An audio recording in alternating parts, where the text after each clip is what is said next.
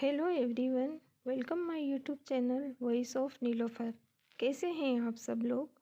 तो चलिए आज की कहानी शुरू करते हैं।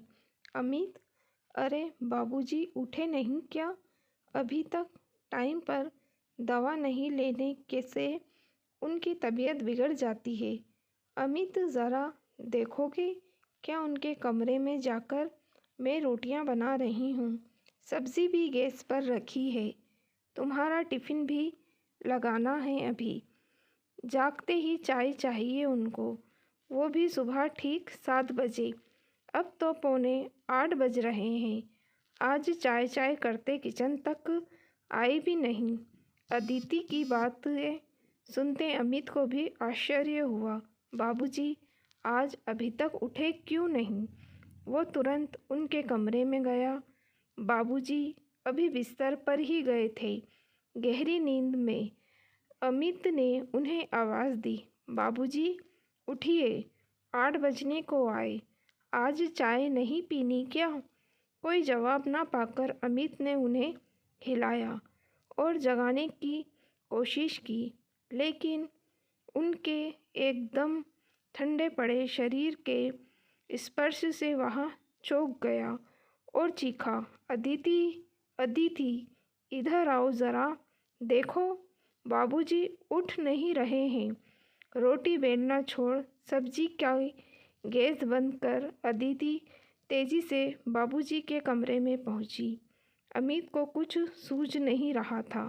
बोला, अदिति देखो, बाबूजी उठते नहीं हैं। अदिति ने भी कोशिश की, मगर बाबूजी ना जागे। उसकी आंखों से आंसू बह निकले। फिर खुद को मानो सांत्वना देती हुई वह बोली, ज़रूर रात की दवाई के असर से गहरी नींद में है। ठहरो, मैं डॉक्टर को फ़ोन करती हूँ। अदिति ने बाबूजी के रेगुलर डॉक्टर को कॉल किया। हेलो डॉक्टर साहब, मैं गीता बोल रही हूँ। डॉक्टर, हाँ गीता बोलो। बाबूजी तो ठीक है ना? परसों ही तो उन्हें चेक किया था, बीपी बढ़ा हुआ था, इसलिए मैंने दवाई भी चेंज कर दी थी। अदिति, डॉक्टर साहब, बाबूजी उठ नहीं रहे हैं, प्लीज़ आप जल्दी घर आ जाएंगे क्या? डॉक्टर, हाँ हाँ, मैं तुरंत आता हूँ। 10 मिनट में डॉक्टर साहब आ गए। बाबूजी को चेक किया, फिर अमित की पीठ पर सांत्वना की थपकी देते हुए बोले, सुबह सुबह ही डेथ हुई है इनकी, बीपी ही इन पर भारी गुजरा। मैं डेथ सर्टिफिकेट बना देता हूँ। डॉक्टर की बात सुन अदिति हिचकियाँ ले लेकर रोने लगी। डॉक्टर ने उसे कहा, गीता, जन्म मरण हमारे हाथ में थोड़ी होता है, और फिर उम्र भी तो हो गई थी इनकी, होनी को कौन टाल सकता है? फिर अमित की ओर देखते हुए वे बोले, मैं तो कहता हूँ अच्छा ही हुआ जो तकलीफ़ से निजात पा गए। अल्जाइमर रोग बहुत तकलीफ़ दे होता है, खुद पेशेंट के लिए भी और उसके नाते रिश्तेदारों के लिए भी। डेथ सर्टिफिकेट पर उनका नाम क्या लिखूं? उन्हें चेक करने आता था तो तुम लोगों की देख रेख में भी उन्हें बाबूजी ही कहता था। गीता के बाबूजी के रूप में ही जानता हूँ मैं इन्हें। डॉक्टर ने आगे कहा। थोड़ी देर के लिए अमित और अदिति सकपका से एक दूसरे का मुंह देखने लगे। फिर गीता ने चुप्पी तोड़ी और डॉक्टर से बोली, डॉक्टर साहब, मेरा नाम गीता नहीं अदिति है।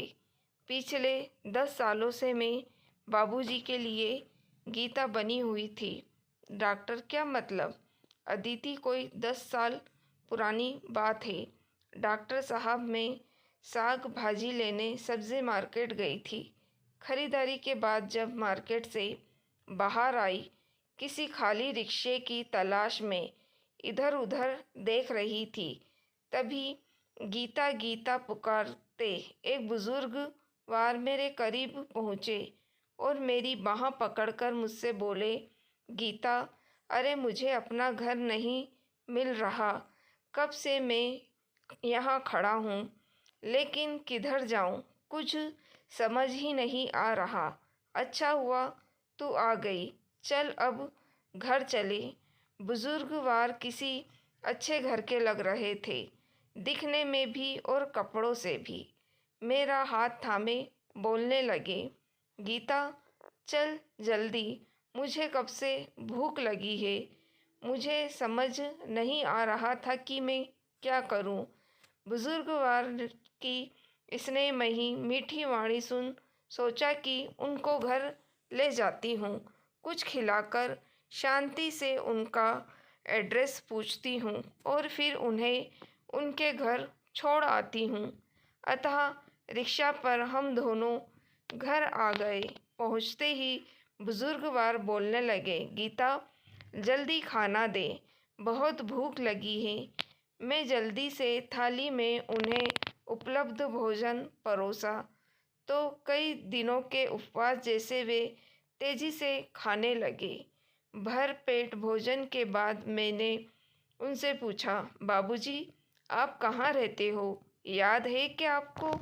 चलो मैं आपको आपके घर छोड़ आती हूँ। बुजुर्गवार बोले, अरे गीता यही तो है अपना घर। मुझे कुछ सूझ नहीं रहा था।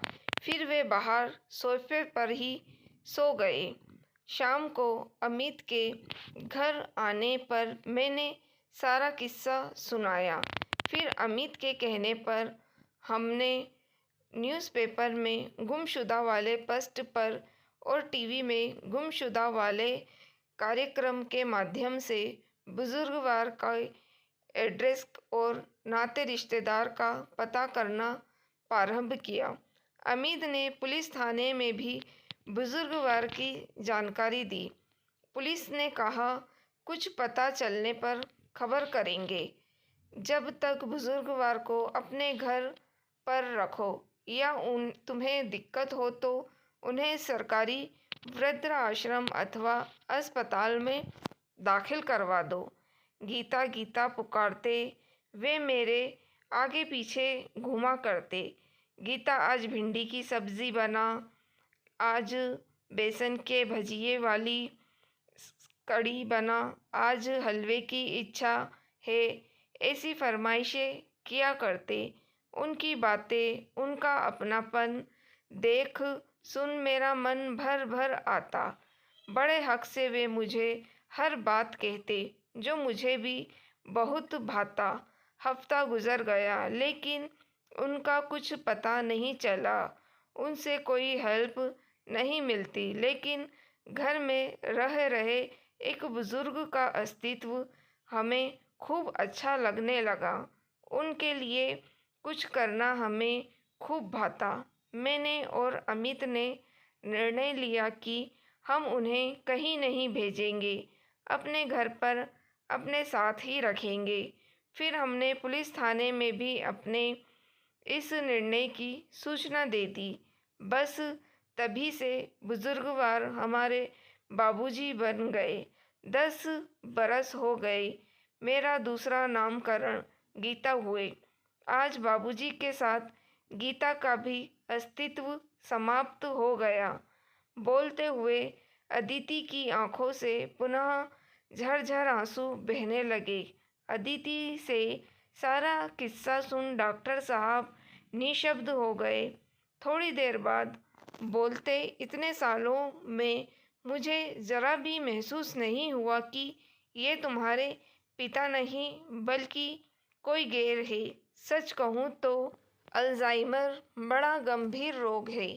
आजकल वृद्ध लोगों में यह समस्या बढ़ती ही जा रही है। आज के दौर में खुद की औलादें अपने माता पिता को साथ रखना पसंद नहीं कर रही। पैसे, प्रॉपर्टी वसूली कर वृद्ध माता पिता की जवाबदारी से मुंह मोड़ लेने का चलन समाज में बढ़ गया है। दिनों दिन वृद्ध आश्रमों में भीड़ बढ़ती ही जा रही है, लेकिन इसी समाज में आप जैसे लोग भी हैं। यह मेरे लिए बेहद आश्चर्य का विषय है। फिर डॉक्टर साहब खामोश हो गए उन्होंने अमित और अदिति की पीठ पर प्यार और सांत्वना भरी थपकी दी। फिर बाबूजी का डेथ सर्टिफिकेट उन्हें सौंपा और डबडबाई आंखों से घर के मुख्य द्वार की ओर बढ़ गए। तो दोस्तों, कैसी लगी आपको कहानी? लाइक और कमेंट करके ज़रूर बताइएगा। मेरी वीडियो को शेयर करना ना भूलिएगा। मेरे चैनल वॉइस ऑफ नीलोफर को भी सब्सक्राइब ज़रूर कीजिएगा। Thank you for watching.